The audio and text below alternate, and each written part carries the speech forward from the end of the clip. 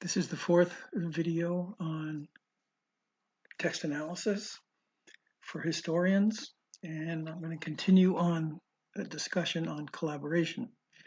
Like I said previously, the main political format used in the 18th century by groups of writers with a common cause was to write collaboratively. It's very important historically to separate who is writing, how is the collaboration being done. We're going to use Federalist Paper number 1 as a classic example.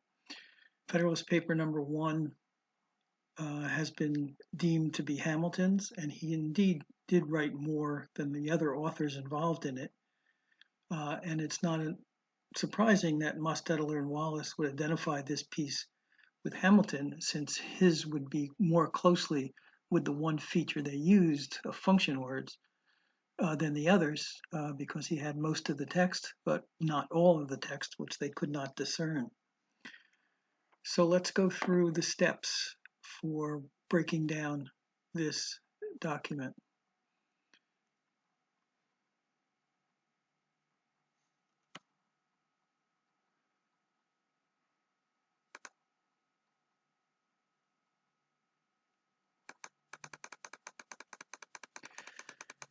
I'm using 14 authors, which are possible connections to writing of the Federalist Papers. In this process, I broke it down to two groups of 7. You can see the names. And what we have as a result is 4 authors of possible presence in the writing of this draft, this article. Gouverneur Morris, Hamilton, Madison, and Monroe. Everyone else is below 20%. And through hundreds of tests being made and other results, we know that people below 20% or not near 20% generally do not have any role in the writing of the document. Samuel Adams came up close here, and I won't waste time with you, but I tested one after another head to head on Adams, and he shows no appreciable presence. So we're going to stick with these 4. So I reduced it down to the 4 and tested. And as you can see, they range from 35% down to 19%, and that's very inconclusive. To me, it shows that all of these people are involved in this writing, which is going to materialize in a moment. It's not decisive. In the past, I would give up here and I would quit on who wrote this, and I would probably guess, well, Hamilton wrote it because he's the highest. But you can see it's not 40%. So that's another magic mark. So let's move on. We're going to break it down to first half and second half. And again, it's a little different. The first half, Madison is now dominant. Hamilton's less, but still no 40%, and everybody is still significant here. In the second half, Hamilton and Morris become more predominant. But again, you might be able to eliminate Monroe in the second half and even Madison because they're below 20%. But we're not for sure because it's close enough. We have to keep breaking down. So we're going to go paragraph by paragraph. And this software is very accurate down to about 200 words, even less. I've had successful results in that. So we tested paragraph 1, and it's either between Madison or Monroe, and we're going to have to break it down again because they're too close to say that Madison wrote it himself. So what I did was trial and error. Oh, and here's the conclusive part of this. When I do head-to-head with these two, being the 2 leaders, you can see I get 50-50. It says they're both contributing to the first paragraph. So I'm going to break it down further. And through trial and error, I eventually got down to the first 3 sentences of the first paragraph were clearly written by Monroe, which is historically very relevant. Compared to Madison, he's getting close to 75%. He clearly wrote the first 3 sentences. I then took the last sentence, which wasn't long enough to test by itself, and I tested paragraph 2, which indicated strong for Madison. So I put that together, the last sentence of paragraph 1 and all of paragraph 2, and I got this result. Madison wrote over 80%. Madison wrote the last sentence and paragraph 2. So we have 2 Virginians writing the first 2 paragraphs. That will become significant. Now we went to paragraph 3. Again, it's Monroe. Now, Hamilton shows some presence, which is a subtext to some of this, what's going on here. I believe since Madison and Monroe wrote the first half of this paper, and they would have sent it to New York for Hamilton to take over and finish it to get published in New York, which was the goal. I believe he might have edited certain paragraphs, but it's inconclusive. It's slightly less than 40% head-to-head on paragraph 3. I tried breaking it down, but wasn't conclusive. He could have edited or added certain phrases here and there to sentences. Anyway, no doubt that Monroe was the dominant author. Again, a Virginian, first 3 paragraphs. Now we get to paragraph 4 and everything changes. Morris is dominant. Morris wrote the 4th paragraph. So the Virginia contribution to Federalist Paper 1 has been turned over, sent to New York, and I believe that paragraphs are then added. Paragraph 2, Hamilton takes over.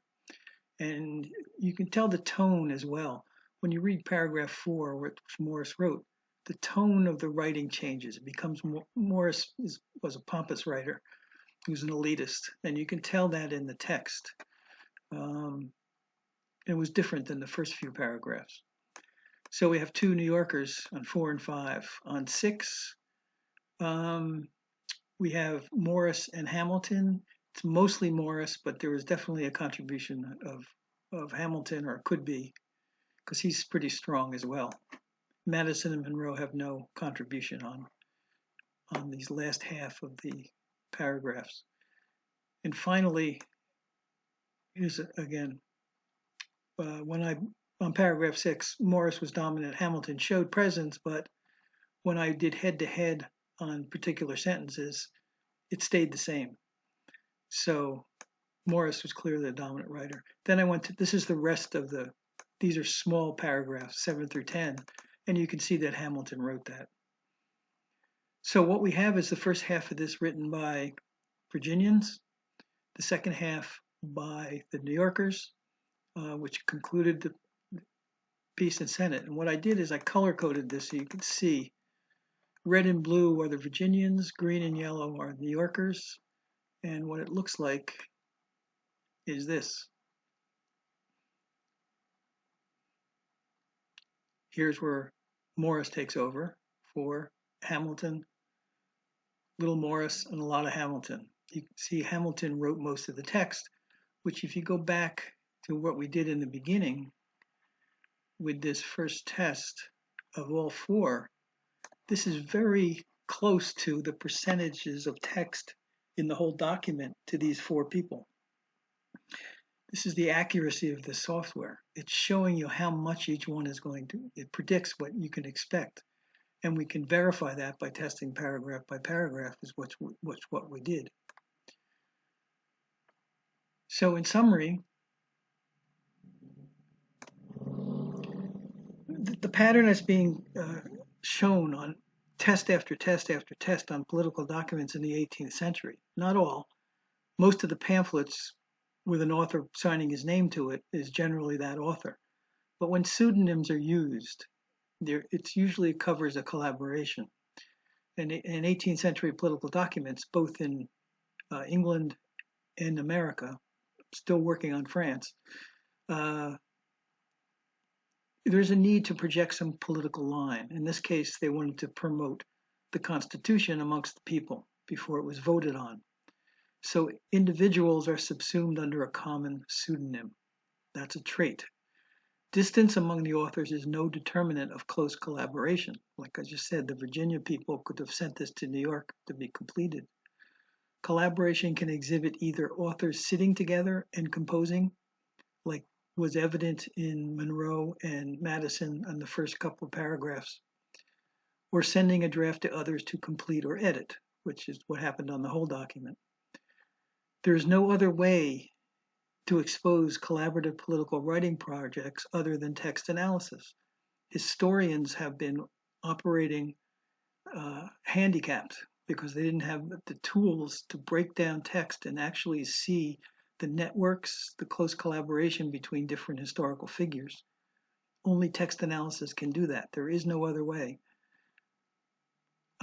Writers, in their correspondence between each other, for the reasons I'm going to state in the last paragraph here, tended to use pseudonyms in order to cover who they were for two reasons. Writers had reason to obscure for these reasons, either to present a united front in a promotion of an idea, it's just taking place in the Federalist Papers. No one person could take credit for this because many were contributing. So they used a pseudonym to hide the project. And it didn't matter who the people were. If somebody in the South read this and they found out that New Yorkers were writing it, they might hold a grudge. And same vice versa, if they found out that someone from Virginia in Boston wrote, someone in Boston wrote, this was written by Virginians, then they might not take credence. Hiding under a pseudonym helps. The other reason, and the more prominent reason in England especially, is to protect the authors from persecution. So in this case, it's the first.